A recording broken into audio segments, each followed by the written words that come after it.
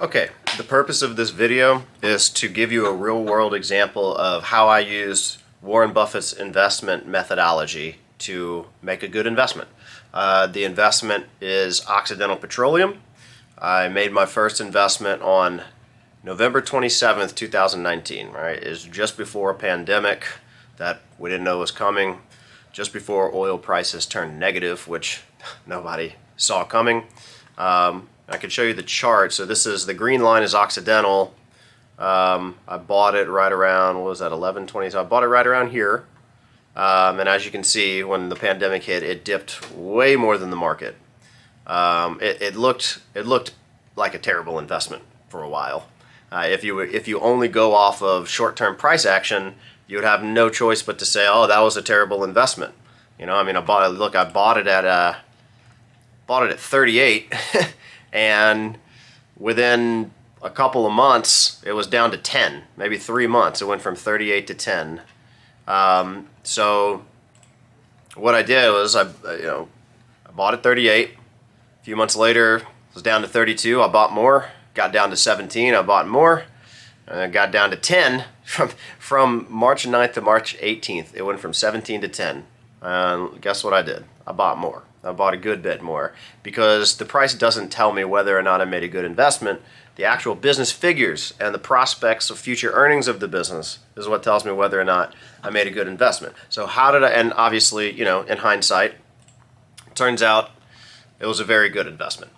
I still haven't sold a single share. The shares are up 250%, and as a shareholder, I was awarded some warrants in 2020, and those warrants are up 820%. Still haven't sold a single share. And probably won't for a while. So how did I do this? How did I identify this good investment? How did I have the conviction to keep buying when the market was tanking, when there's a black swan event, a global pandemic, unprecedented, so much uncertainty, oil goes negative? How could I possibly keep my cool in such a situation? Well, I followed Warren Buffett's investment methodology, okay? And it starts with what he refers to as the 4 filters. I'm actually even going to take some notes for you here. All right. The 4 filters. We got to make this way, way bigger, don't we? Let's go. Number 1, circle of competence. That's what Buffett calls it. I call it stick to what you know and understand, knowing your limitations. Tom Watson of IBM famously said, I don't know everything, but I'm good in spots, and I stick to those spots. So for me, I grew up in South Louisiana. It's called the hub city for oil. My grandfather worked for Shell Oil Company, eventually he was a geologist and drilled his own oil wells and, you know, the whole 9 yards. Someone I'm very close to works in the oil industry in Houston. So I was looking at the market, I'm looking at all the different sectors, I'm just looking at prices, I'm doing my regular screening, looking for, okay, where am I going to search for value? And I realized that XLE, the energy sector of the market, was at a 20-year low. Well, actually, when I started investing in Occidental, it wasn't a 20-year low yet, but it would soon get to a 20-year low. It was at a multi-year low. The overwhelming rhetoric was, okay, Biden just got elected, so alternative energy stocks are going to fly, and traditional energy stocks, oil, fossil fuels, will go down. And I disagreed with that because of my knowledge of the energy industry. I consulted my uncle, who runs an energy company. I consulted my friend in Houston, who runs an energy company. And I came to the conclusion that energy was a good place to invest, that the future of oil prices was a positive future. I identified all this because I stuck to my circle of competence. All right, so circle of competence, that's first. What's next? Sustainable, competitive advantage. You have to find a company that has a sustainable competitive advantage. And if you're looking in areas that you're not familiar with, you won't be able to identify a sustainable competitive advantage. The that's why we stick to our circle of competence, so that we can find somewhere where we actually can accurately predict the future. Does this company have, is somebody just going to come around and knock this company off of its high horse like all these other streaming services just did to Netflix? You see Netflix was down 75% because they got overwhelmed. It turns out that what they were doing, they didn't really have a huge competitive advantage. It was easy for people to come in and compete. Disney Plus came in and a lot of others and kind of ate their lunch. So you have to have a business with sustainable competitive advantage. Now, why did I think Occidental had a sustainable competitive advantage?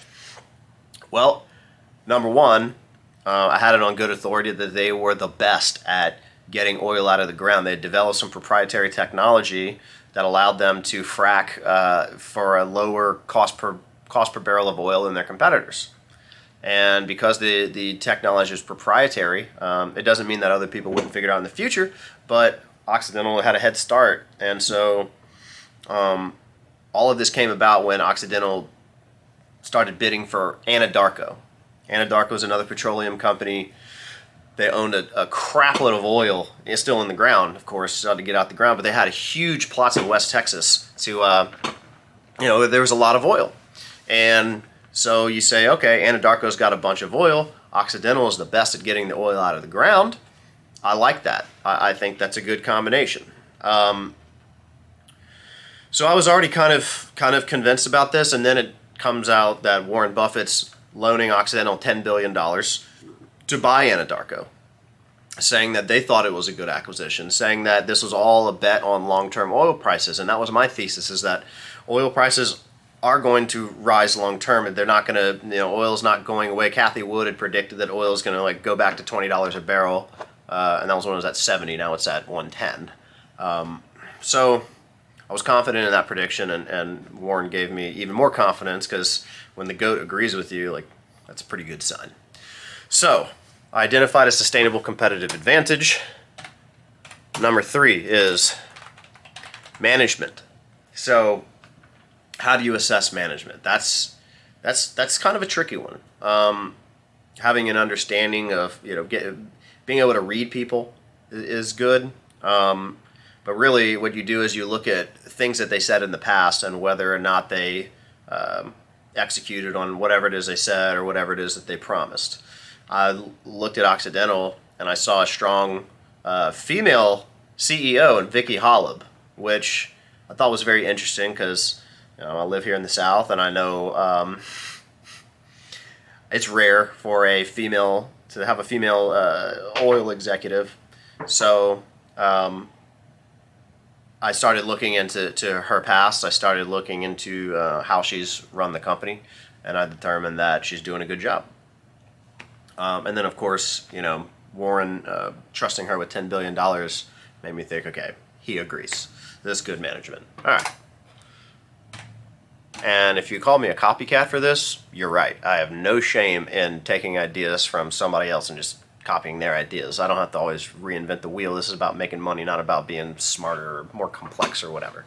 Okay, number 4. Price, right? I mean, no matter how great something is, it's not infinitely valuable. There's got to be some price at which, it's just too expensive and no longer a good investment.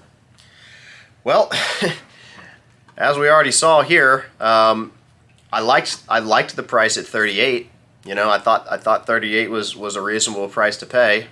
So I liked it at 32. I mean, that's what people always say. Hey, if you liked it at 38, you're gonna love it at 10.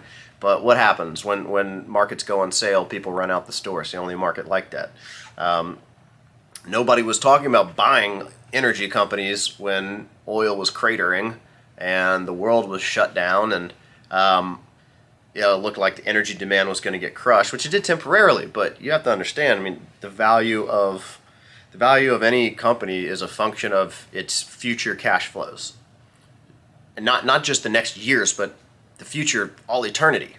Okay, so if they lose, if they hurt 1 year, 18 months, that shouldn't reduce the price of the whole company by 75%.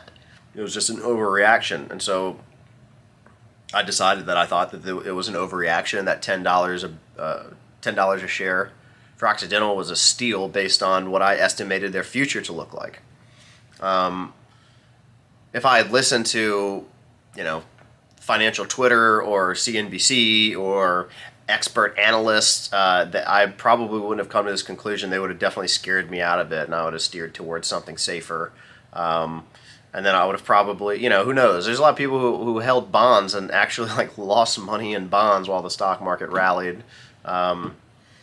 Sad scene. So, anyways, those are the 4 filters.